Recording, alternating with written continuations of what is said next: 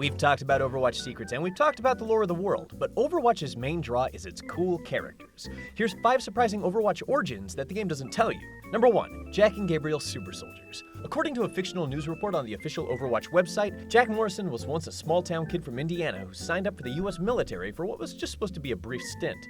But plans changed after he was swallowed up by the government's worst-kept secret at the time. That is, the Soldier Enhancement Program, which gave him super strength. Jack Morrison wasn't the only one involved in the program, though. We can guess from the name Soldier 76 that there were at least 75 others, but we know for sure that one of them was Gabriel Reyes, aka Reaper. Reaper was once Jack's commanding officer, and lost it when Jack was appointed to command in Overwatch ahead of him. In response, Reyes instituted a civil war within the organization, which subsequently tainted Overwatch's public image. Pair also kinda duked it out so hard that Overwatch HQ exploded. Oops.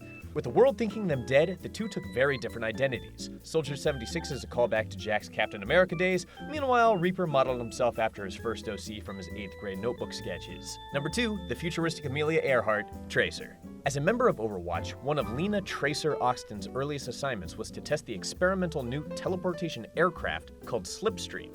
The craft successfully launched. The only problem was that nobody could find the Slipstream or Tracer afterwards.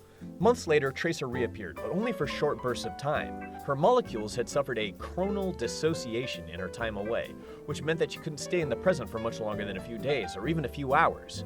Eventually, Winston, everyone's favorite super intelligent gorilla from the moon, was able to craft Tracer a chronal accelerator that allows Tracer to have complete control over her time stream, or at least for up to 3 seconds at a time until Blizzard's next balance patch. Tracer continued to use her powers with and without Overwatch for the next 20 years, which goes to explain how decades have passed and she's one of the few characters who's barely aged at all. Number 3, the bodybuilding robot racist Zarya. Overwatch was founded in response to what the lore calls the Omnic Crisis, which was your sort of standard fare robot uprising. This violent crisis requested a violent response, and Overwatch was formed.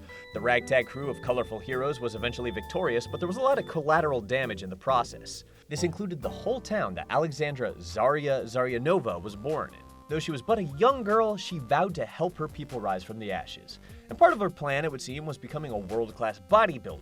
She was even on track to break global records and take home the world championship, but sadly that didn't work out. Her village was attacked again, and she had to drop out of the tournament to turn in the barbells for a laser grenade launcher. As you could expect, giving up your dreams to deal with some cyber bullies who tore apart your hometown twice might make you a little bit bitter. And as evidenced by her interactions with Zenyatta, she's bitter as hell. She harbors an aggressive distrust of even the peaceful Omnics. It's a trait she shares with Overwatch's co-founder Torbjorn. They might technically be on the side of justice, but that doesn't mean they're perfect. Number 4, Roadhog and Junkrat in the Australian apocalypse. The Australian outback is a violent, vicious hellscape full of trials and ruin. Oh, and it is in Overwatch too. You see, after the Omnic Crisis, the world was left with a bunch of displaced toaster people that they needed to dump off somewhere. And apparently digging through history textbooks for a solution, they rounded them up and dumped them off in Australia. This happened to be the home of one Mako Roadhog Rutledge, and other unsavory characters who were none too happy about the move. They banded together to form the Australian Liberation Front, which really just meant that they were trying to kill all the robots.